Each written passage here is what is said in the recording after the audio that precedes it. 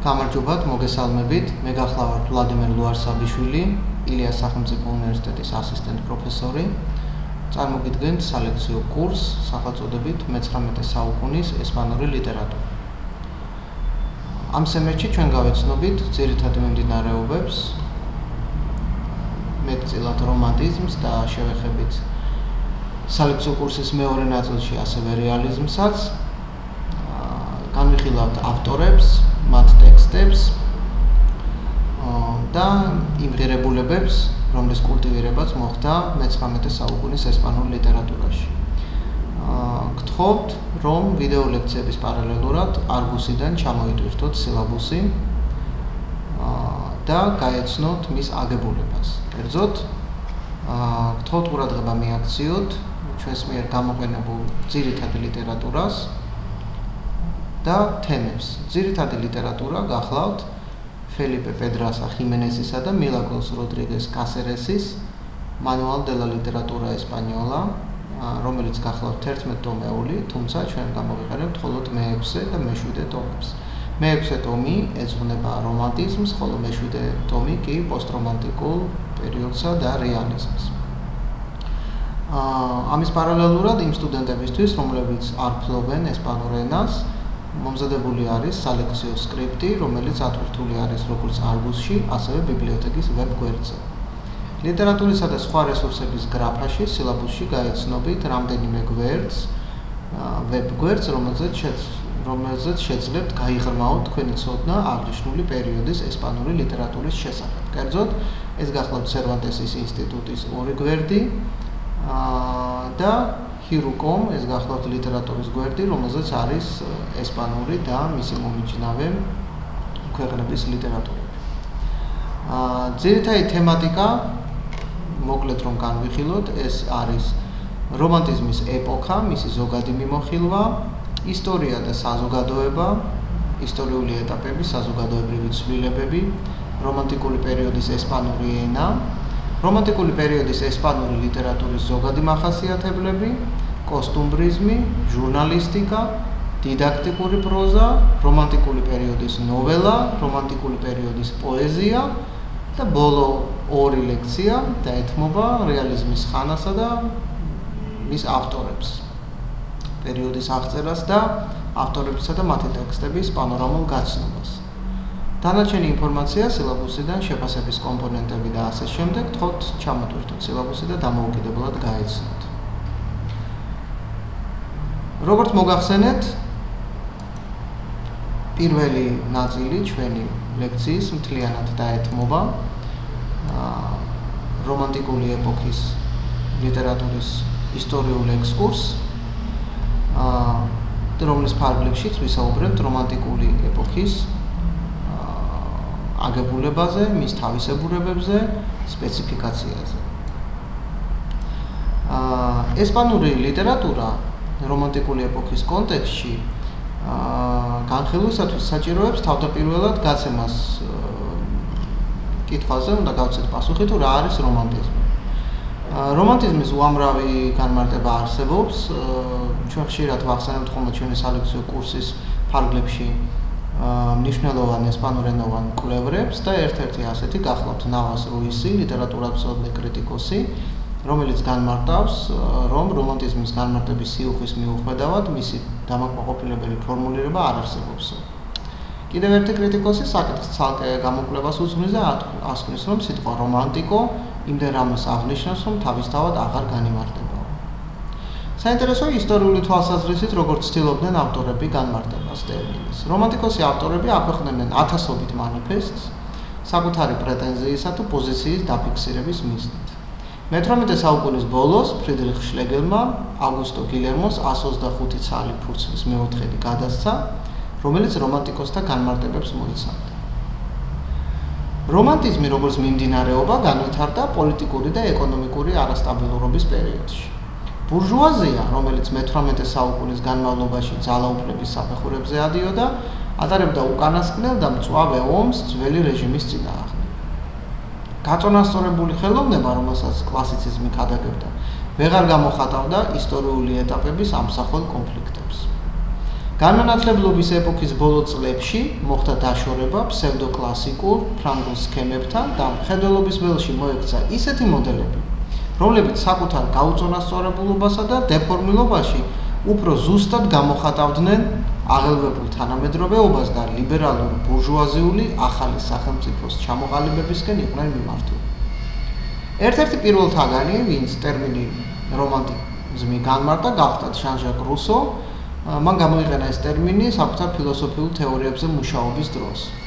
რუსო ბუნებრივობასა და თავისუფლებას ადიდებდა ხელოვნურობისა და მოწესრიგებულობის საპირისპიროდ. აღორძინების ხანაში მოხდა არარაციონალურის გამოცხადებაც. ამის მსგავსად ბურჟუაზია, რომელიც ძველი რეჟიმის დასამხობად იბრძოდა, საკუთარ აყვავებასა და ძალაუფლებას უმადლოდა იმ იმპულსს, რომელიც მას დესპოტიზმმა მიანიჭა, რაც საზოგადოებრივი ბედნიერებითა და ქმედიანობით აიხსნებოდა. კიდევ ერთი ცნობილი ესპანელი ავტორი გახლავთ ბოუსონიო, რომელიც აღნიშნავს, რომ რომანტიზმი მისთვის დამახასიათებელი ინდივიდუალიზმის ძლიერი შეგრძნებით უარყოფს, ციტატა, ნეოკლასიკურ ნაციონალიზმს, რომელსაც აქვს პრეტენზია იყოს უნივერსალური და მხოლოდ უნივერსალური, ციტატის დასასრული. რომანტიზმის სხვა მნიშვნელოვანი მახასიათებლები, მაგალითად შუა საუკუნეების ეპოქის განდიდება წინა ეტაპის მიერ გახდათ მომზადებული. მე-18 საუკუნის განმავლობაში ერუდიტები აღადგენდნენ და გამოსცემდნენ შუა საუკუნოვან ნაწერებსა და მანუსკრიპტებს, რომლებიც იმ დროისათვის თითქმის უცნობი იყო და მოგზაურობის შედეგებს წარმოადგენდა, რაც ქვეყნის ისტორიული და მხატვრული საგანძურის დახარისხებას ისახავდა მიზნად. რომანტიზმის საფუძველი ჩაეყარა გერმანიაში. მოძრაობამ შტურმ und Drang თანამედროვე სამხატვრო აღქმა განაახლა. კრიტიკოსები ლესინგი, ჰამანი და ჰერდერი ადიდებდნენ ისაბელის პერიოდის ინგლისურ თეატრსა და ესპანურ კომედიას. შექსპირი და კალდერონი ახალი თაობების გმირებად იქცნენ. გოეთე თავის მხრივ სტრასბურგის საკათედრო ტაძრის გოთური ხელოვნებით იყო აღფრთოვანებული. მოძრაობამ შტურმ und Drang რომანტიკული აჯანყების დასაწყისი მოამზადა. ნაკლებად გამოხატული ღვარძლიანობით, რამე თუ ფრანგულ კლასიკური ზეგავლენა და ნაკლები იყო, ხოლო ბურჟუაზია კი უფრო სტაბილურად და მყარად იდგა ფეხზე, მხატვრული მოძრაობა ასევე განვითარდა ინგლისში. იგი შუა საუკუნოვანი პერიოდების მახასიათებელ ნიშნებსაც ატარებდა და მხატვრული გამოხატულების გამაახლებელი იყო. ახალი დოქტრინები გავრცელდა საფრანგეთში, მადმუაზელ შტელის ხელშეწყობით, იტალიასა და ესპანეთში, ასევე ევროპის სხვა და ევროპეიზირებულ ქვეყნებში. როგორც უკვე ვისაუბრეთ, ტერმინის წარმოშობაზე იყვნენ ბევრი მეცნიერები, როთი ბეხლერი, რომლებიც მას იკვლევდნენ. ფრანგულ ტექსტებში ეს ტერმინი უკვე მე-16 საუკუნეში გამოიყენებოდა, ნოველისა და წარმოსახვითის მნიშვნელობებს ატარებდა, რაც დამამცირებელი კონოტაციით მომდევნო საუკუნეებშიც იხმარებოდა. დადებითი დატვირთვით სიტყვა რომანესკა გვხვდება ესპანელი ჟურნალისტის ფრანცისკო მარიანო ნიფოს ტექსტში 1764 წელს. იმ დროს ტერმინი ჯერ კიდევ მჭიდრო კავშირში იყო მის ეტიმონთან რომანი. ინგლისელი მოგზაური ბორუელი 1765 წელს საუბრობდა კორსიკის პეიზაჟზე სიტყვებით romantic aspect, რაც ტერმინის განვითარების თვალსაზრისით მნიშვნელოვანი მოვლენა იყო. საფრანგეთში სიტყვის განვითარება ორი მიმართულებით მოხდა, რომანესკა და რომანტიკ, პირველი არარეალურს და სასიცხვილოს შეფასებას ინარჩუნებდა, მეორე კი დადებით კონოტაციებს ავლენდა გრანდიოზულთან, თავისუფალთან, სოფლის სამყაროსთან და ბუნებრივობასთან. ველე კი კიდევ ერთი მკვლევარი გულდასმის სწავლობდა აღნიშნული ტერმინის ისტორიას და ხაზს უსვამდა იმ გარემოებას, რომ მე-19 საუკუნის დასაწყისში შილერმა გამოიყენა სიტყვა რომანტიკ წარსული ავტორებისა და მათი ტექსტების აღსანიშნად და შილერი ამით არ გულისხმობდა მათში და არ აღნიშნავდა საკუთარ თანამედროვეებს. მე-19 საუკუნეში ესპანურ ენაში სამი ზედსართავი იყო გავრცელებული: რომანესკო, რომანტიკ და რომანსესკო. დროის მოკლე პერიოდში სიტყვები რომანტიკ და რომანტისიზმო გამოიკვეთა, ხოლო მწერლები, რომლებიც აღნიშნულ მიმართულებაში მონაწილეობდნენ, იწოდებოდნენ რომანტიკოს, ავტორეს რომანტიკოს. ისინი არ წუხდნენ იმ დამამცირებელ მნიშვნელობაზე, რომელსაც მათი მოწინააღმდეგენი აღნიშნულ სიტყვას ანიჭებდნენ. თუ ჩავთვლით, რომ რომანტიზმი არის მხატვრული ძვრა, რომელიც დასავლეთის საზოგადოებამ წოდებრივი რეჟიმიდან ბურჟუაზიულ მოწყობაზე გადასვლის პროცესში განიცადა, მაშინ ვერ ვასკვნით, რომ ყველა რომანტიკული გამოვლინება პროგრესული ან ლიბერალური ხასიათის იქნებოდა. კრიტიკაც რომანტიზმის ორ ძირითად ეტაპს ანსხვავებს, ერთი გახლავთ ლიბერალური, მეორე კი კონსერვატიული. ჰიუგოს ეკუთვნის ცნობილი ფრაზა რომანტიზმის სხვა არაფერია თუ არა ლიბერალიზმი ლიტერატურაში, რომელიც შესაძლებელია ასე განვავრცოთ. რომანტიზმის სხვა არაფერია თუ არა ძალაუფლებისთვის ბრძოლის სამხატვრო ასახვა, რომელიც მე-19 საუკუნის პირველ ნახევარში მხარს უჭერდა ბურჟუაზიულ ლიბერალიზმს. აღნიშნული ასახვა შეიძლება იყოს როგორც ლიბერალური, ისე რეაქციული. რომანტიკული მოძრაობისთვის დამახასიათებელი იყო ისტორიული წარსულისადმი დაბრუნება, რაც სხვადასხვა წარმომადგენლის მიერ განსხვავებულად იყო წარმოჩენილი. ზოგისთვის ეს იყო ნოსტალგია გმირულ დროზე, რომელშიც ქრისტიანული და რაინდული წესები იყო გავრცელებული. სხვებისთვის კი შუა საუკუნეების ვრცელი არარეალური სცენარი იყო, რომლის მოქმედი გმირებიც თავისუფლებისა და ბედნიერებისთვის იბრძოდნენ. ერთი და იმავე ავტორის ნაწარმოებებში საპირისპირო შეხედულებებსაც შეიძლება შევხვდეთ, რომლებიც დაკარგულ წესრიგსა და არსებულ არეულობას მისდირობენ. უკვე ნახსენების პარალელურად ცნობილია სხვა დაყოფაც, რომელიც გულისხმობს ისტორიულ რომანტიზმს, რომანტიციზმ დელას რუინას, გილერმო დე ტორესი და თანამედროვე ანუ ბრძოლის რომანტიზმს. პირველი არის აწყოს სირთულეებიდან წარსულში გაქცევა, მასში ხვდებით ინტიმურ, ნოსტალგიურ და მელანქოლიურ ტენდენციებს, მეორე კი პირიქით თანამედროვე საზოგადოებასთანაა შეჭიდული, რეალობას სარკასტულად აღწერს, ანტისოციალურ ქსევებს აქებს და პოლიტიკურად კომპრომეტირებულ პოეზიას ქმნის. პირველის გამოხატვის ფორმები უფრო ჩამქრალია, ზომიერად სენტიმენტალურია, ხოლო მეორეში კი პათეტიზმი, ხშირად სარკასტული თუ გაზვიადებული, ექსპრესიულ თავგადასავალს გვთავაზობს, რომელიც ნათლადაა აღწერილი ბაირონისა თუ ესპრონსედას ტექსტებში. ისტორიული რომანტიზმის ესპანური მაგალითია ენრიკე ხილ კარასკოს ფიგურა, რომლის შემოქმედებაც აღწერილ მახასიათებლებს ეპასუხება. გამოხატვის ხერხებზე დაყრდნობით, ტალენსმა რომანტიზმის ორი სახე განსაზღვრა. ერთი მათგანი ბრწყინვალე და უძლურია, რამე თუ კრიზისს ზედაპირულად ეხება, ისე რომ ვერ იზიარებს და ვერ ძლევს მას. ეს არის ლამარტინის რივასის სორელიას რომანტიზმი. მეორე კი არის იატაკქვეშა, ნახევრად უფრო ცნობი და თავის დროზე მცირად დაფასებული, რომელმაც ავანგარდულ მიმართულებას მისცა დასაბამი, ჰოლდერინი, კოლრიჯი, პო, ნერვალი. ორ ჯგუფს შორის განთავსებული არიან რომანტიკოსები სენსუ ესტრიქტო, ბაირონი, კიტსი, შელი, აიხენდორფი, ბრენტანო, გოეთე და ჰიუგო. პირველი უფრო ტრადიციულ ჯგუფს შეესაბამება, რომელიც დეკლამატორული მანერებითა და ისტორიული სცენოგრაფიით არის შენიღებული. ამას უწოდებდა მარასტი რომანტიკულ ეპიფენომენს. მეორე ჯგუფი გამოხატავს ისტორიულ რეკონსტრუქციებს, ფანტასმაგორიებსა და მეს შორის, რომელიც მე-19 საუკუნის დასაწყისის კრიზისში ცხოვრობს. შუალედური ჯგუფი კი გვთავაზობს რეალობის უფრო რადიკალურ პირადულ ხედვას, რომელიც ხშირად იყო აგვიატებული ცდუნებასავით.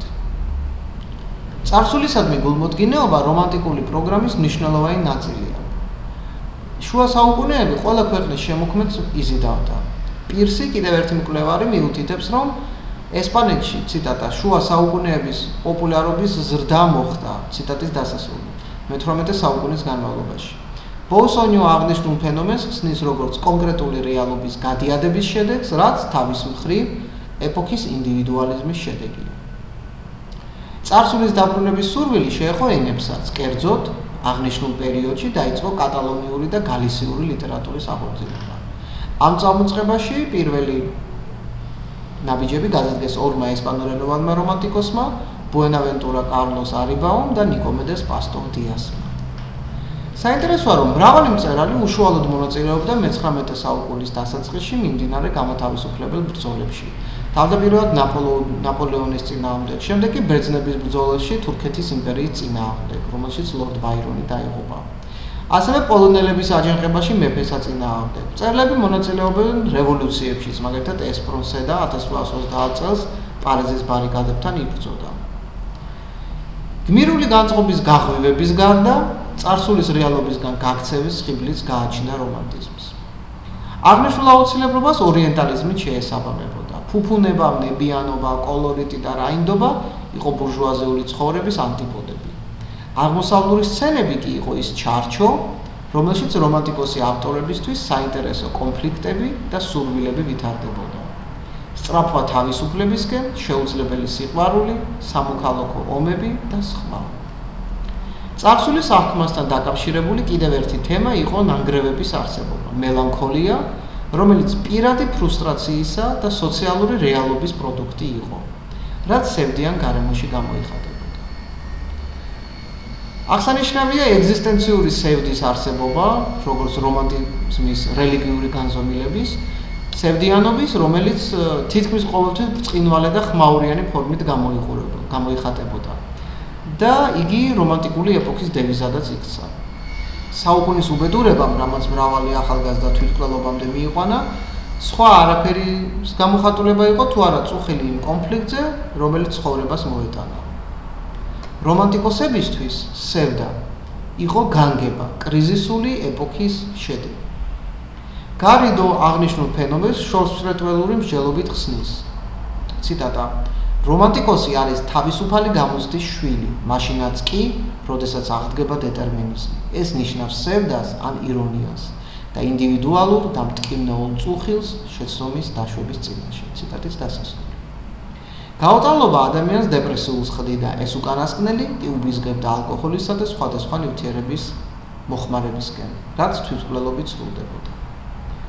აღნიშნულზე საუბრობდა სალვადორ ბერმუდეს დე კასტრო, როდესაც 1840 წელს ესეთა შესავალში წერდა. ციტატა: შეიძლება მათში ზოგიერთი სევდიანი იყოს, რაც ცივ და თავზე ხელაღებულ სკეპტიციზმს ავლენს.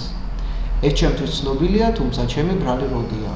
დამნაშავე ის მოწამლული ატმოსფეროა, რომელშიც ჩვენი თაობის ადამიანები ცხოვრობთ. ციტატის დასასრული. აღნიშნული ცხოვრების წესი პოლიტიკური გარემოსგან თავისუფალი არ იყო. მითი შეუძლებელი სიყვარულის შესახებ ახდენდა ლიბერალების მდგომარეობის მეტაფორიზებას აბსოლუტისტური საფრთხის ქვეშ.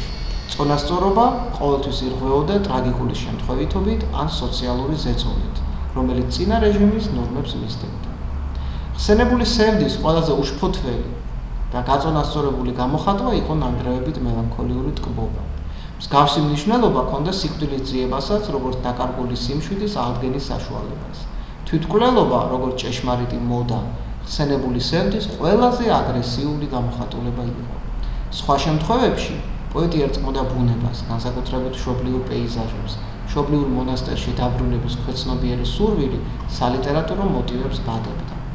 ასევე გავრცელებული იყო ღამის შეგრძნება, რასაც ნოსტალგიური და მელანქოლიური შტრიხები ჰქონდა.